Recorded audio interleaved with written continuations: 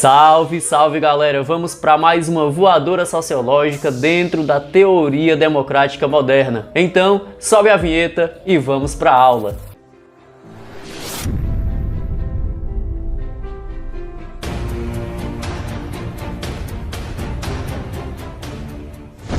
Então, jovens, falaremos hoje sobre um objeto de conhecimento que está relacionado, inclusive, à da nossa aula anterior postada aqui no YouTube, que era referente, sim, à democracia moderna. Porém, a gente vai um pouco lá no passado, viajando para lá, na Grécia Antiga, onde surgiu esse mecanismo que é a democracia. Demo, povo, cracia, poder.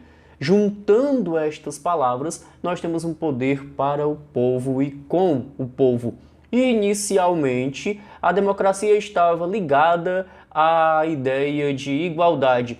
Porém, quando a gente perpassa os anos, lá para o século XVI, depois do Renascimento, já com as grandes navegações, onde o Estado moderno se instaura, inclusive, a instauração do Estado moderno tem tudo a ver com a aula, porque estamos falando aqui de democracia moderna. Então, nessa teoria da democracia moderna, as liberdades individuais, elas entram em questão, uma vez que o ambiente político do absolutismo moderno estava relacionado à ideia do rei ser o principal agente do Estado. O rei se confundia muitas vezes ao próprio Estado. Então, o absolutismo, o poder absoluto do rei, entra em voga, contrapondo as liberdades e a igualdade. Nesse momento, nós tiramos a ideia antiga de igualdade para a democracia e falamos de liberdade. É quando alguns filósofos passam a atribuir conceitos, como aqui veremos primeiramente Thomas Hobbes, que era um dos defensores da ideia do rei mandar e comandar o povo sem discussão. Logo depois do Hobbes, John Locke. A gente vai ver também o Montesquieu, com a ideia aí dos três poderes, Voltaire, Jean-Jacques Rousseau, com o contrato social. E essa teoria moderna, ela vem a dizer o seguinte, olha, o humano, o cidadão, precisa de liberdade. Então, a liberdade é o único mecanismo que a gente pode utilizar contra a tirania. E dentro desse contexto, a gente analisa alguns conceitos aqui destes filósofos, sociólogos mais da Idade Moderna, tá bom? Então, vamos para frente. Primeiro teórico que a gente analisa é o Thomas Hobbes. Como a gente pode perceber, o Thomas Hobbes, ele afirmava que o homem é lobo do homem. Quando ele fala homem, é o ser humano no geral, tá certo? É o antropo. E o homem aqui é entendido como aquele agente que briga por seus interesses individuais e fica se digladiando com o outro. No momento em que o interesse, isso segundo Thomas Hobbes, no momento em que os interesses humanos se chocam, o ser humano, por natureza, tende a arrumar conflitos, tende a brigar um com o outro, seja por uma propriedade privada, por um espaço de terreno, seja por egos individuais, por lutas em espaços sociais, por status. Então ele dizia, se o homem é lobo do homem, o melhor agente para comandar a sociedade é o próprio rei, e o rei deveria assumir a autoridade por mais que ele devesse utilizar a força. Por mais que o rei fosse um tirano, ele deveria ser atribuído como o principal mandante e comandante da sociedade. Então, para o Thomas Hobbes, ele acreditava que nós, humanos, cidadãos, deveríamos baixar a cabeça e obedecer cegamente ao rei para que a sociedade não entrasse em conflito, tudo bem? Então, esse era o pensamento de Thomas Hobbes. Segundo pensador de nossa aula é o John Locke. Então o Locke, um pouco diferente, um pouco não, bastante diferente, praticamente oposto do pensamento de Thomas Hobbes, ele dizia que o povo deveria ser soberano e que aquele comandante governante, seja ele o rei, deveria ceder espaço a um comandante que obedecesse às leis. Então, para John Locke, por exemplo, o ser humano era como se fosse uma tábula rasa. A partir do momento em que nasce, nós somos praticamente uma folha em branco e, naquele momento, as letras, frases passam a ser escritas. E assim seria o ser humano. A gente nasce como uma tábula rasa e vai sendo moldado diante do contexto em que estamos inseridos, seja ele cultural e seja ele também ambiental. Mas o que isso tem a ver com o pensamento de Locke? Ora, ele dizia que o ser humano iria se moldando através dos tempos. E naquele momento histórico do século XVII, o que ele afirmava? Ele vinha a afirmar que o Estado moderno precisaria passar por modificações, onde aquele poder do rei, aquele poder absoluto, deveria ser substituído por um poder de uma democracia representativa, onde a maioria soberana do povo iria escolher seus representantes, e estes representantes iriam elaborar, criar leis que defendessem a liberdade, que defendessem a propriedade privada e a vida. Então, nesse sentido, ele defendia a democracia representativa, um governo que seria do povo, onde o povo escolheria os seus representantes para criar as leis para defender o seu povo. E assim, ele fazia o seu pensamento.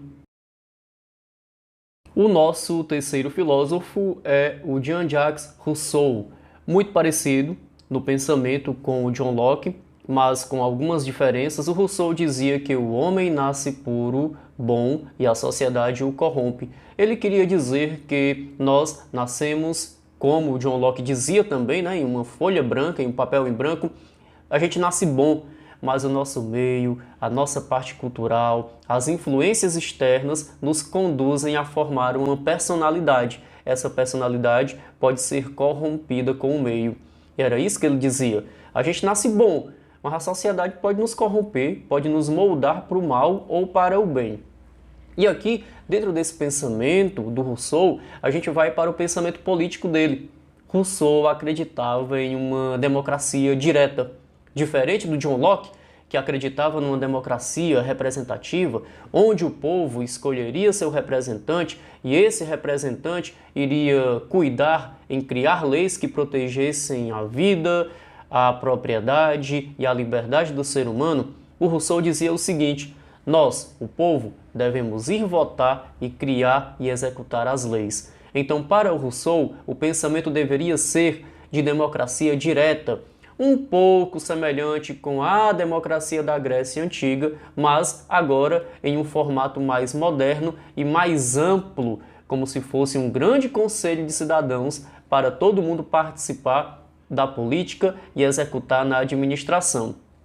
Rousseau, ele não era bem interpretado com isso, porque o Rousseau dizia que a propriedade privada não deveria existir e que tudo deveria ser dividido de forma igual para todos, para que o bem comum fosse colocado acima do interesse individual. Claro que os proprietários de terras e os empresários da época também, comerciantes, ficaram contra a ideia de Rousseau porque achava a ideia dele muito radical, Então, o Rousseau era realmente esse radical que queria uma mudança geral, queria uma divisão das coisas para todo mundo de forma igual, assim como também a democracia direta.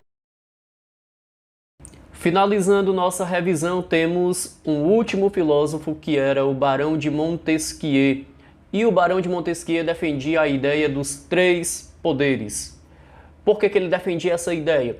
Porque, segundo Montesquieu, quando o rei tem o poder absoluto de criar leis, de executá-las, de julgá-las e de administrar, o rei ele puxa esse poder para os seus anseios, ou seja, suas vontades individuais, pessoais. E quando ele faz isso, ele coloca o bem comum do povo abaixo e afastado dele. Ele lida mais com os seus privilégios do que com o direito do povo de ficar bem. Então, Montesquieu, ele defendia que esse poder fosse dividido em três esferas, tá? Essas esferas seriam o poder legislativo, o executivo e o judiciário.